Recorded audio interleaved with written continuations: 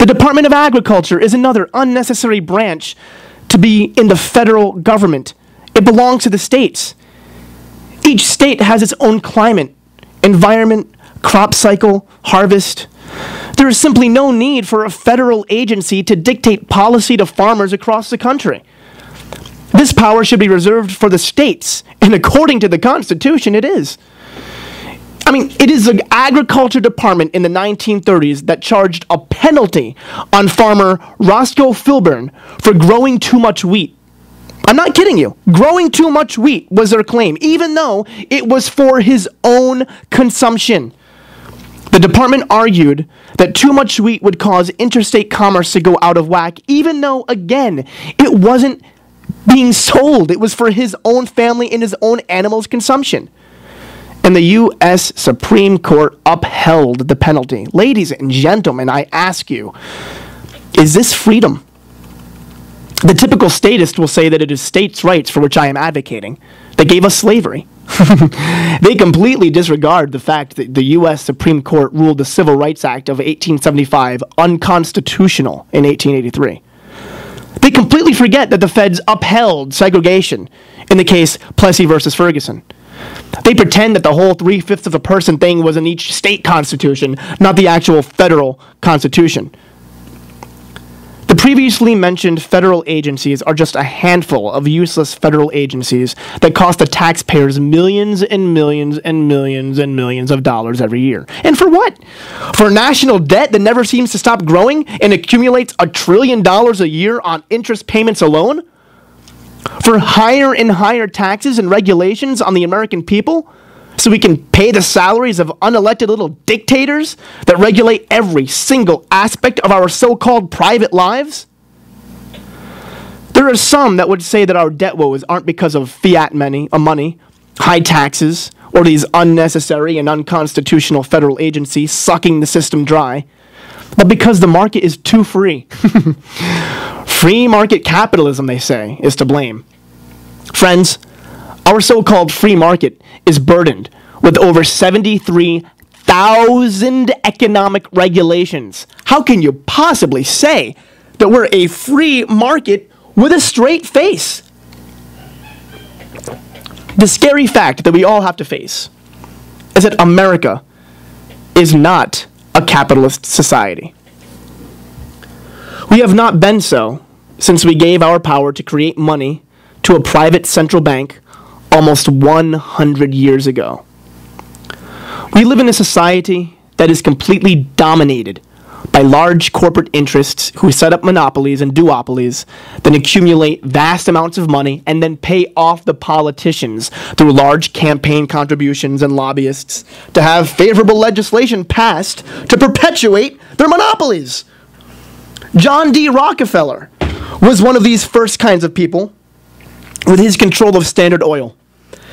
He was able to turn Standard Oil into a monopoly with the money that he obtained from National City Bank of Cleveland, one of the 3 Rothschild banks in the United States. The Rothschilds, for those that don't know, have been the dominant European banking family since the end of the Napoleonic Wars and had tremendous influence in the writing of the legislation of the Federal Reserve Act, meaning, by the way, that our private central bank is partly owned by offshore corporations and banks. Another reason to audit and end the Federal Reserve. In 1911, the United States Supreme Court ordered that Standard Oil be broken into smaller companies because it was a, quote, menace to the Republic. Unfortunately, John D. still secretly controlled each company by owning the majority of stock in all of these companies. Thus, Standard Oil will be known as Standard Oil New Jersey, or Exxon, Standard Oil New York, or Mobil, Standard Oil Indiana, Amoco, Standard Oil California, Chevron, etc. This is just one example of a monopoly that has been strangling America since the 1900s. Remember, it was Thomas Jefferson that said, quote, "If the American people ever allow private banks to control the issuance of their currency, first by inflation, then by deflation, the banks and corporations that will grow up around them will deprive the people of all their property until their children will wake up homeless on the continent their fathers conquered. End quote. This is what we're seeing today, friends. We are seeing exactly what Thomas Jefferson warned against. Not free market capitalism, but a form of tyranny. We are seeing the merging of corporate interest and political power, which by definition is fascism. That's right. America today is a fascist country. Benito Mussolini, in his Doctrine of Fascism, wrote, quote, "We have constituted a corporative and fascist state, the state of a national society, a state which concentrates, controls, harmonizes, and tempers the interests of all social classes, which are thereby protected in equal measure.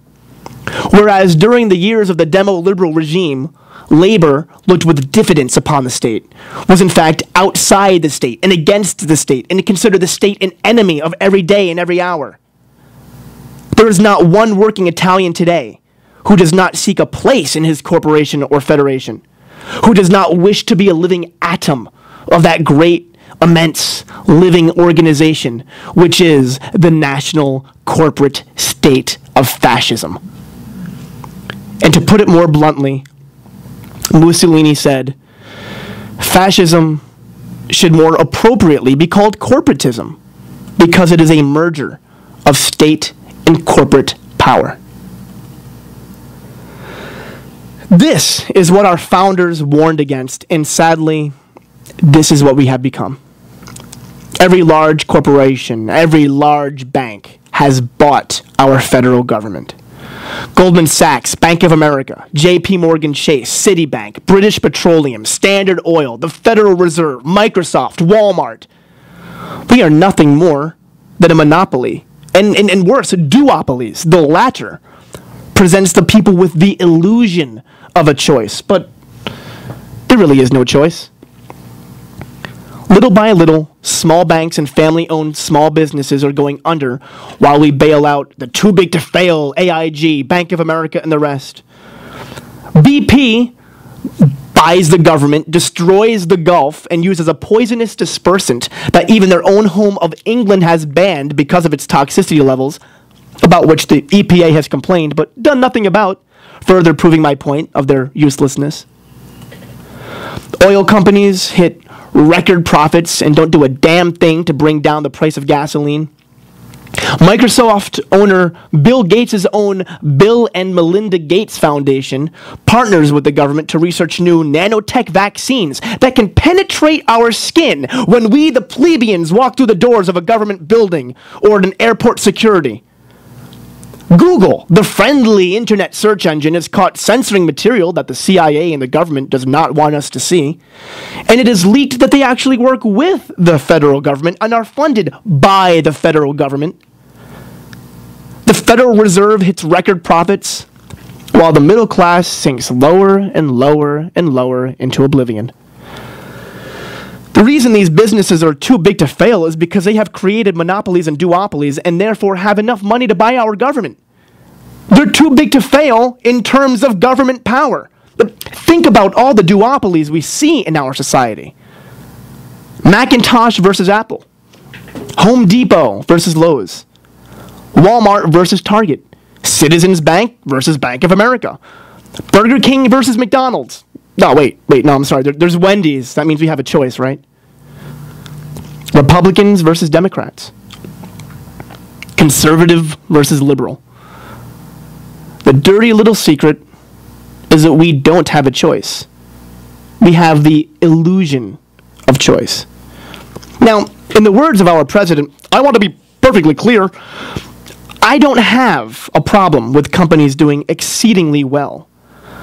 But in a free market capitalist society, the government only has a few roles, and one of them is to prevent against monopolies. However, it is evident that these large corporations are just like John D. Rockefeller in the 1900s, and the kind that Thomas Jefferson warned us against, as they lobby their way to get legislation passed in their favor. as they buy our government.